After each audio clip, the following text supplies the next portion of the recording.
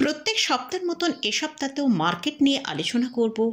Nifty bank Nifty এই সপ্তাহে কীরকম ট্রেড করবে সেটা নিয়ে আলোচনা করব। এছাড়াও আপনারা কয়েকটা স্টক সম্পর্কে আলোচনা করার জন্য রিকোয়েস্ট করেছেন, সেই সব স্টকগুলো নিয়েও ডিসকাস করব।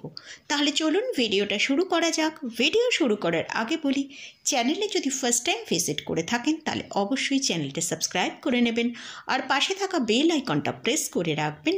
আমি ভিডিও আপলোড করার সাথে সাথে আপনাদের কাছে ভিডিওটা পৌঁছে যাবে। লাস্ট উইক আমরা নিফটির মধ্যে একটা ভালো র্যালি দেখেছি, কারণ এফআইসরা ভালো বাই করতে শুরু করেছে। লাস্ট ফ্রাইডেতে আমরা দেখেছি এফআইসরা একটা খুব স্ট্রং বাই করেছে। হয়তো এর জন্য আমরা মানডে মার্কেটে একটা গ্যাপ আপ ওপেনিং দেখতে পেতে পারি। তো নিফটির চার্টটা যদি দেখি, সেখানে আমরা দেখতে পাচ্ছি নিফটির যেটা ওপরের দিকে 23,430 একটা স্ট্রং কিন্তু রেজিস্ট্যান্স রয়েছে। নিফটি হয়তো এ সপ্তাহে এই 23,430 পর্যন্ত যদি আপসাইড দেখায়, সেখান থেকে কিন্তু একটা ভালো সেলিং আসার সম্ভাবনা আছে। লাস্ট উইকে নিফটি প্রায় 4.5% র্যালি দেখিয়েছে। আর আমরা যদি নিফটির এর আগের র্যালিটার দিকে একটু ফোকাস করি, সেখানে আমরা দেখতে পাচ্ছি নিফটি তার লোয়ার লেভেল থেকে 4.32% র্যালি দেখিয়েছিল, কিন্তু তারপর নিফটির মধ্যে একটা স্ট্রং সেলিং আসে। সেখানে আমরা নিফটিকে দেখেছি 8%-এর মতন সেলিং হয়েছে। তো আমরা এখন নিফটি যদি একটা মান্ডেতে গ্যাপ আপ হয়ও, যদি ওপরের দিকে 23,400 থেকে 430-এর কাছে যায় এবং সেখানে হয়তো একটা ভালো সেলিং আসতে পারে, কারণ আগেই বললাম 23,430-এর কাছে একটা স্ট্রং রেজিস্ট্যান্স আছে। তো আমাদের নিচের দিকে যে লেভেল, একটা ইম্পর্ট্যান্ট লেভেল, সেটাকে হচ্ছে 23,280। যদি নিফটি এই জায়গাটায় সাস্টেন করে, তাহলে আমরা নিফটিকে আবার ওপরের দিকে মুভ করতে দেখতে পারি। আর যদি 23,280-কে ব্রেক করে নিচের দিকে 30 মিনিট ট্রেড করতে থাকে, তাহলে নিফটির মধ্যে ভালো সেলিং আসার সম্ভাবনা আছে। আর নিফটির এখন যেটা স্ট্রং সাপোর্ট, সেটা হচ্ছে 23,200। তো আমার মনে হয় যদি নিফটি এ সপ্তাহে 23,300-র ওপরে ট্রেড করে দু একটা ক্লোজিং দিতে পারে, তাহলে হয়তো নিফটিকে আমরা কিছুটা উপরের দিকে মুভ করতে দেখতে পারি। তা না হলে কিন্তু নিফটিকে আমরা এ সপ্তাহে একটা ভালো কারেকশানের মধ্যে দেখতে পারি। তো আমি গতকাল যে ভিডিওটা আপনাদের সাথে শেয়ার করেছিলাম, এই ভিডিওটায় যে নিফটি বটম তৈরি করেছে কিনা, তো সেখানে কিন্তু ডিটেলস নিফটি নিয়ে আলোচনা করেছি। যদি ভিডিওটা মিস করে থাকেন তাহলে একবার দেখে নিতে পারেন। এবারে আসছি ব্যাংক নিফটি। ব্যাংক নিফটিও লাস্ট উইকে আমরা দেখেছি 5%-এর মতন র্যালি দেখিয়েছে। ব্যাংক নিফটি যদি 50,600 থেকে 50,650-এর ওপর ট্রেড করে সাস্টেন করতে পারে, তাহলে ব্যাংক নিফটিতে কিন্তু একটা ভালো আপসাইড আসতে পারে, যেটা ওপরের দিকে 50,950 থেকে 51,000। তো ব্যাংক নিফটির জন্য এখন যেটা স্ট্রং সাপোর্ট, সেটা হচ্ছে 50,000 থেকে 50,050। যদি ব্যাংক নিফটিতে এটা ব্রেক করে, তাহলে ব্যাংক নিফটির মধ্যেও কিন্তু একটা ভালো সেলিং আসার সম্ভাবনা আছে। তো এটা গেল নিফটি এবং ব্যাংক নিফটি নিয়ে আলোচনা করলাম।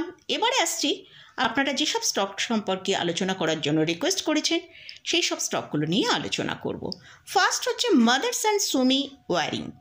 কারেন্ট প্রাইস চলছে 54 টাকা 30 পয়সা। স্টকটা তার হায়ার লেভেল থেকে 80 টাকা হায়ার লেভেল তৈরি করেছিল, সেখান থেকে প্রায় 40%-এর মতন ডিক্লাইন আমরা দেখতে পেয়েছি। সেখান থেকেই সেই স্টকের মধ্যে একটা আপসাইড দেখতে পাচ্ছি। এটা একটা মিড ক্যাপ ক্যাটাগরি স্টক। এই স্টকের মধ্যে যেটা ইমিডিয়েট সাপোর্ট রয়েছে, সেটা 50 টাকার কাছে। এই সাপোর্টটা যদি মেনটেন করতে পারে, স্টকটা ওপরের দিকে 59 টাকা পর্যন্ত আপসাইড দেখাতে পারে। আর যদি সাপোর্টটা ব্রেক করে, তাহলে কিন্তু স্টকটা নিচের দিকে 44 টাকা পর্যন্ত আসতে পারে। এদের মার্কেট ক্যাপিটালাইজেশন 24,000 করোড়ের কাছে। এই কোম্পানি ভালো ডিভিডেন্ড পে করে। আর এছাড়াও এদের রিটার্ন অন ইকুইটি 42.4%-এর কাছে। এই কোম্পানি ডেপ্ট ভালো আছে, তবে আগের থেকে এরা অনেকটা ডেপ্টকে কমিয়েছে। এছাড়াও এই কোম্পানির প্রোমোটারের হোল্ডিং আছে 61.73%, এফআইসদের আছে 9.88%, ডিআইসদের আছে 16.74%। নেক্সট যে স্টকটা নিয়ে আলোচনা করছি, সেটা হচ্ছে সিডিএসএল। স্টকের কারেন্ট প্রাইস চলছে 1219 টাকা। স্টকটা তার হায়ার লেভেল থেকে, অর্থাৎ 1989 টাকা থেকে প্রায় 47% ডাউন দেখিয়েছে। স্টকের জন্য এখন যেটা সাপোর্ট রয়েছে সেটা হচ্ছে 976 টাকা। তো এই সাপোর্টটা যদি ব্রেক করে তাহলে স্টকটা হয়তো 850 টাকার কাছে চলে আসতে পারে। তবে রিসেন্ট একটা র্যালি এই স্টকের মধ্যেও আমরা দেখতে পেয়েছি। তো যেহেতু এটা একটা মিড ক্যাপ ক্যাটাগরি স্টক, যেহেতু আমরা মিড ক্যাপ ইন্ডেক্সের মধ্যে একটা ভালো র্যালি এসেছে সেটা দেখেছি, তো তার ফলে স্টকটা মধ্যে যদি র্যালিটা কন্টিনিউ হয় তাহলে সেটা আমরা মোটামুটি 1290 টাকা পর্যন্ত একটা আপসাইড দেখতে পারি।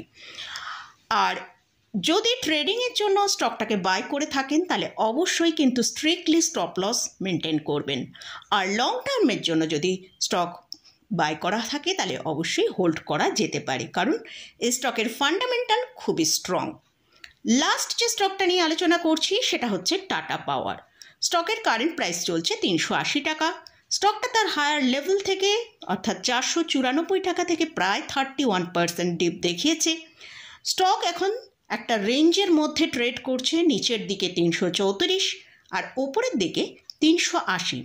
তো আমরা লাস্ট ফ্রাইডেতে এই 380-র কাছেই ক্লোজিং পেয়েছি। যদি 380-র ওপর স্টকটা ব্রেকআউট দিয়ে ওপরের দিকে সাস্টেন করতে পারে তাহলে স্টকটা ওপরের দিকে ইমিডিয়েট 395 থেকে 402 পর্যন্ত একটা আপসাইড মুভ আমরা দেখতে পেতে পারি। তো মোটামুটি এইসব স্টকগুলো নিয়ে আপনারা রিকোয়েস্ট করেছেন আলোচনা করার জন্য, তো এই স্টকগুলো নিয়ে আলোচনা করলাম। তো এই স্টক এবং ইন্ডেক্স নিয়ে আলোচনা করলাম। এই স্টকে বা ইন্ডেক্সে কোথাও কোনো বাই রেকমেন্ডেশন নেই। যদি এই স্টকে বা ইন্ডেক্সে কোথাও কোনো বাই পজিশন নিতে চান তার আগে ভালো করে চার্ট অ্যানালিসিস করে নিয়ে তারপরই পজিশন নেবেন।